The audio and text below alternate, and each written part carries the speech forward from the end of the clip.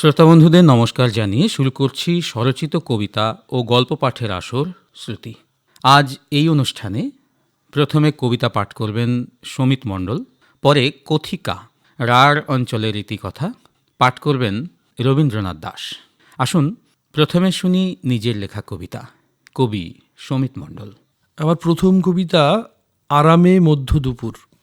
আমি নাগরিক, ভাত ঘুম, শটান মধ্য দুপুর। আরামে আছি বেশ, চুপিসারে চুরি যাক যত সব পাড়ার পুকুর। হাওয়ার পিলার রঙিন ইমারত, ব্যস্ত আছি। ধরিত্রীর চুষে তুলছে জল সাবমার্সিবল। আমি আজ ডায়েট মেট, প্রজন্ম মিডিয়াম স্কুলে। ফল ভালো না হলে পাড়াতে মাথা হেট। আকাশ কিনেছি, শূন্য থেকে নিচ্ছি শ্বাস।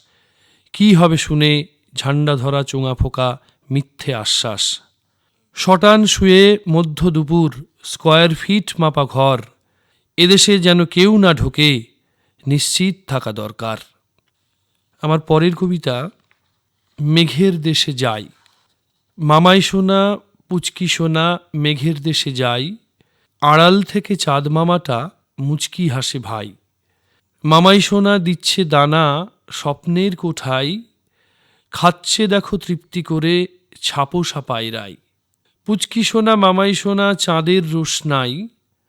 আলোর চাদর গায়ে জোড়ে ফানুস সে ওড়ায়। মামাই সোনা পুচকি সোনা দূর দেশেতে পার। কালপুরুষের গল্প শুনে রাত্রিটা কাবার। ঘুম পেয়েছে মেঘের দেশে যাই। মামাই সোনা পুচকি সোনা তুলছে দেখো হাই। পরের কবিতা উড়ে আয় হৃদি ঘুরে আয়। ঘুরে আয় হৃদি উড়ে আয়। একে বেঁকে সবুজ মাইল পথ, সুখ দানা দেব তোকে। এখানে ছেলে মানুষ রোদ হাসে। নেচে নেচে বৃষ্টি আসে ঋতু বদলের মাসে। তিত্তির হাওয়ায় কচি ধান পাতায় কেন যে দোল খাই মগ্নতা। উড়ে আয় হৃদি অচিন মায়াপথ, ঘুরে আয় মৃদু সুরের গানওয়ালা মেঠো নদীর বাঁক। জল নুপুর। বৃষ্টি এলো, বৃষ্টি এলো, ভিজে শাড়ি আঁচলে আজ আনমনা দুপুর। মেঘকুমারী ভেসে বেড়ায় দুপায়ে তার জল নুপুর। বৃষ্টি এলো, হৃদয়পুরের ঘাট, আকার খাতা খুলি। নদীর বুকে আঁকা সেতু, মন রাঙানো তুলি। বৃষ্টি এলো, টব ভর্তি পাতার বাহার। ছাদ বাগানে এই ভিজে মন মেঘ মল্লার। বর্ষাটা আজ হৃদয়পুরে, গ্রামীণ সেতু দোলে। ব্যস্ত নদী বাঁক নিল যে আপন খেয়ালে। বৃষ্টি পড়ে ভেজা দুপুর, অঝোর ধারা জল ছবিতে। রিনিঝিনি বাজছে নুপুর। এবারের কবিতা গ্রাম পুকুরে মেঘ। নিঝুম দুপুর, ছিপ ফেলেছি ছেলেবেলার গ্রাম পুকুর। চড়ে বেড়ায় রোদ, চোখ মাপে যদ্দূর। জলায় নাই দুরন্ত মেঘ ভরপুর। কে ভেসে এলো, কে হেসে গেল তোলপাড়, কার মুখ। বৃষ্টি ভেজা সারাটা মাঠ, খেলা করছে রোদ্দুর। এবারের কবিতা রাতের থিয়েটার। শ্মশানে আজ চাঁদের অপেরা, জমে উঠেছে বেশ। বাঁধা ঘাটে দোল খাচ্ছে হৃদি নৌকো। যুবতীর খোলা বুক যেন গাং, উথলে ওঠা ঢেউ, ঝিকিমিকি আলো। চিতা কাঠ পুড়ে খাক, বমি, পাকানো পাকানো ধোয়া। আকাশ সীমায় নেচে উঠছে মেঘ। আহা কি সৌন্দর্য বিদ্যুৎলতা তোর। লুকোচুরি আলোয় ভিজে হাসছে বালুচর। বেশ তো জমে উঠেছে রাতের থিয়েটার। এরপরে কবিতা আরশি নগরের ঘাট। এ ঘাটে খেলা করে মন, এ ঘাটে খেলা করে মন। ভিজছে মাঝি ভিজছি সবাই, একে অপরের সুজন। এতক্ষণ কবি সমিত মণ্ডলের স্বরচিত কবিতা পাঠ শুনলেন। এবার শুনব কথিকা রাঢ় অঞ্চলের রীতিকথা পাঠ করেছেন রবীন্দ্রনাথ দাস। মুর্শিদাবাদের রাঢ় অঞ্চলের ইতিকথা। বর্তমানে মুর্শিদাবাদের আয়তন 5,324 বর্গ কিলোমিটার। এই বিচিত্র ভূখণ্ডটি 1879 খ্রিস্টাব্দে রূপ পেয়েছে। এই অঞ্চলের অতীত ইতিহাস প্রকৃতই গৌরবময়। মুর্শিদাবাদের পূর্ব নাম ছিল মকসুসাবাদ, আবার মকসুসাবাদের পূর্ব নাম ছিল মাসুমবাজার। একাদশ-দ্বাদশ শতাব্দীতে এই অঞ্চলটি মৌরসুদাবাদ নামে পরিচিত ছিল। ইতিহাস অনুসন্ধানে জানা যায় মুর্শিদাবাদ শহরটি থেকে হয়েছে মুর্শিদাবাদ জেলার নাম। এই প্রসঙ্গে উল্লেখযোগ্য লাহোর মিউজিয়ামে রক্ষিত 1 টাকার মুদ্রায় 1679 খ্রিস্টাব্দে মকসুদাবাদ এবং ডিসেম্বর 1704 খ্রিস্টাব্দে ওই মুদ্রাতে ছাপা রয়েছে মুর্শিদাবাদ। মুর্শিদাবাদ জেলার আকৃতি অনেকটা সমদ্বিবাহু ত্রিভুজের মতো, যার শীর্ষবিন্দু একেবারে উত্তর পশ্চিম অংশে অবস্থান করছে। ভৌগোলিক বিচারে জেলাঞ্চলের প্রাচীনত্ব বেশ বিস্ময়কর। যখন গঙ্গা ব্রহ্মপুত্র বদ্বীপ পূর্ণভাবে সংগঠিত হওয়ার প্রাথমিক প্রক্রিয়া শুরু হয়নি, তখন রাজমহল পর্যন্ত বঙ্গোপসাগর বিস্তৃত ছিল। ধীরে ধীরে মহীসোপান অংশে চর সৃষ্টি শুরু হয়। ভূতাত্ত্বিকদের মতে খ্রিস্টাসাস যুগে জেলাঞ্চলে জলঙ্গি অঞ্চলটি প্রথমে গড়ে উঠতে শুরু করে। এর বহুকাল পরে গঙ্গা নদীর জলস্রোত এই জেলাঞ্চলকে দ্বিখণ্ডিত করে। এই নদীর পশ্চিমাংশের নাম রাঢ় এবং পূর্ব দিকের অংশের নাম বাগড়ি বলে পরিচিত। মুর্শিদাবাদ রাঢ় অঞ্চলটি অতি প্রাচীন এবং সুদীর্ঘকাল থেকে রাঢ় বা রাঢ় নামে পরিচিত।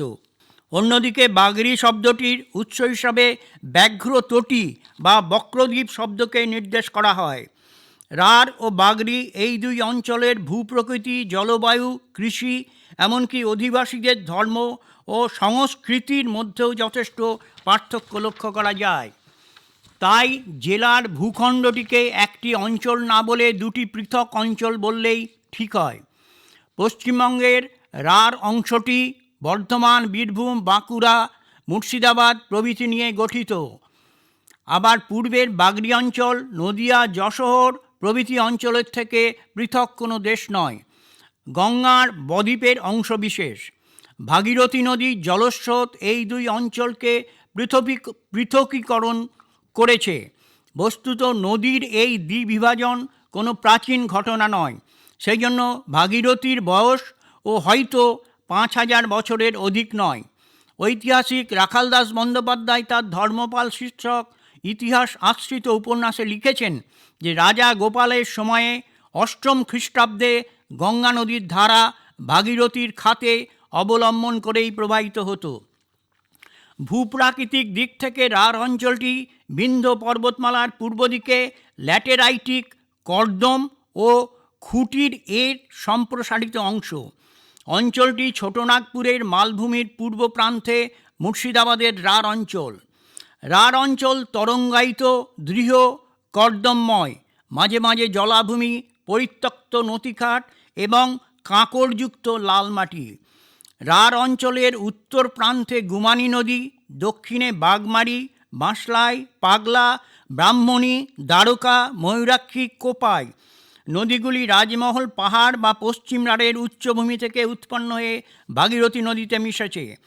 রাঢ় অঞ্চলকে 3টি ভূপ্রাকৃতিক উপবিভাগে ভাগ করা যায়: পদ্মা সংলগ্ন এলাকা, ভাগীরথী দ্বারকা মধ্যবর্তী অঞ্চল, রাঙামাটি উচ্চভূমি। 3 ময়ূরাক্ষী দ্বারকা সমভূমি। পদ্মা নদী সংলগ্ন এলাকা। পদ্মা নদী এই অঞ্চলের বিভিন্ন প্রকার বিশিষ্ট সৃষ্টিতে গুরুত্বপূর্ণ ভূমিকা পালন করেছে। গ্রীষ্মকালে নদীগুলি শীর্ণকায় হলেও বর্ষায় তারা ভয়ঙ্কর রূপ ধারণ করে। ভাগীরথী দ্বারকা মধ্যবর্তী অঞ্চল। এই বিস্তৃত অঞ্চলটি তরঙ্গায়িত, পূর্ব দিকে ঢালযুক্ত ল্যাটেরাইট বা প্রাচীন পলি দ্বারা গঠিত। এই অঞ্চলটি দ্বারকা, গম্ভীরা, ব্রাহ্মণী এবং ভাগীরথীর বিভিন্ন শাখা নদী সমূহ দ্বারা বিধৌত। রাঙামাটি উচ্চভূমি। বাবলা ও ভাগীরথীর নদীর মধ্যবর্তী সংকীর্ণ অঞ্চলটির ভূপ্রাকৃতিক বৈশিষ্ট্য যথেষ্ট পার্থক্য দেখা যায়। এই অঞ্চলের মাটি চুন ও লোহার অক্সাইডযুক্ত লালচে মৃত্তিকা দ্বারা গঠিত। অঞ্চলটি রাঙামাটি নামে পরিচিত। ময়ূরাক্ষী দ্বারকা সমভূমি, এই অঞ্চলটি সবুজ ধানক্ষেতে ঢাকা। নদীগুলো মাঝে মাঝেই গতি পরিবর্তন করে। মুর্শিদাবাদ জেলার উত্তর পশ্চিমে যেখানে ময়ূরাক্ষী দ্বারকা পরস্পর মিলিত হয়েছে, সেখানে 130 বর্গ কিলোমিটার স্থান জুড়ে জলাভূমি লক্ষ্য করা যায়, যা হিজল নামে পরিচিত। এই অঞ্চলে হিজল গাছ ও নলখাগড়া ঘাসের প্রাধান্য লক্ষ্য করা যায়।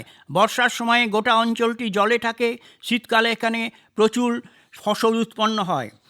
ফরাক্কা নৌ চলাচলের খাল খননের সময় কয়েকটি স্তরে বিভিন্ন সময়ের বেশ কিছু মূর্তি, বিভিন্ন আকারের মাটির পাত্র, ঘট, অঙ্ক চিহ্নযুক্ত মুদ্রা, ধর্মচক্র, নৌকার ধ্বংসাবশেষ ও মোগল আমলের অস্ত্রশস্ত্রাদি পাওয়া যায়। এগুলি পঞ্চদশ বা ষোড়শ শতাব্দীর বলে বিশেষজ্ঞরা অনুমান করেন। প্রত্নতাত্ত্বিক বিদগণ এই স্থানটিকে প্রাচীন ইতিহাস খ্যাত কজঙ্গল বলে চিহ্নিত করেছেন। পরবর্তীকালের মৌর্য যুগের কিছু পরিচয়, জৈন ও বৌদ্ধ ধর্মের অসংখ্য নিদর্শন সমগ্র জেলাঞ্চলে ছড়িয়ে ছিটিয়ে থাকতে দেখা যায়। বিশিষ্ট ঐতিহাসিক ধীরেশচন্দ্র গাঙ্গুলি মনে করেন গুপ্ত রাজাদের আদি নিবাস ছিল এই মুর্শিদাবাদ জেলাতেই।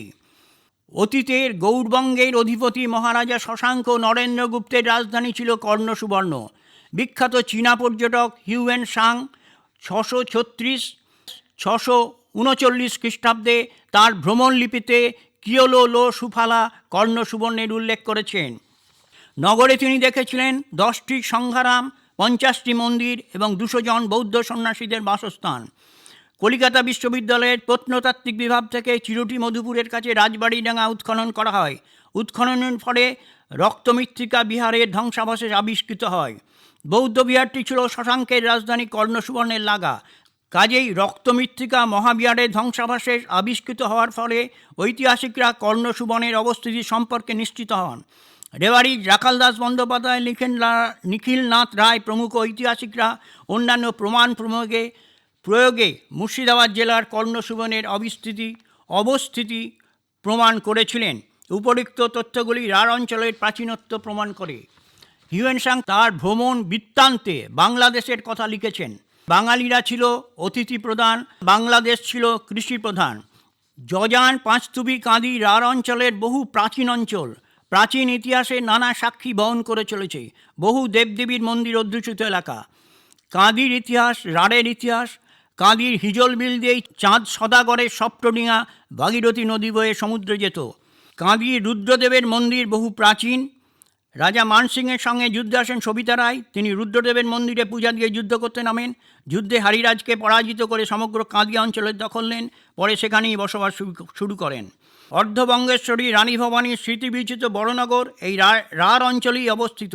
অসংখ্য দেবদেবীদের মন্দিরে পরিপূর্ণ এই বড়নগর। এই বড়নগরকে দ্বিতীয় বারাণসী বলা হয়। রানী ভবানী নির্মিত বিখ্যাত চার বাংলা মন্দির আজও দর্শকদের কাছে বিস্ময়। ইতিহাস থেকে আমরা জানতে পারি অতীতে এই রাঢ় অঞ্চলই শিল্প, বাণিজ্য, সংস্কৃতি, দর্শন, সাহিত্য, বিজ্ঞানে যথেষ্ট উন্নত ছিল।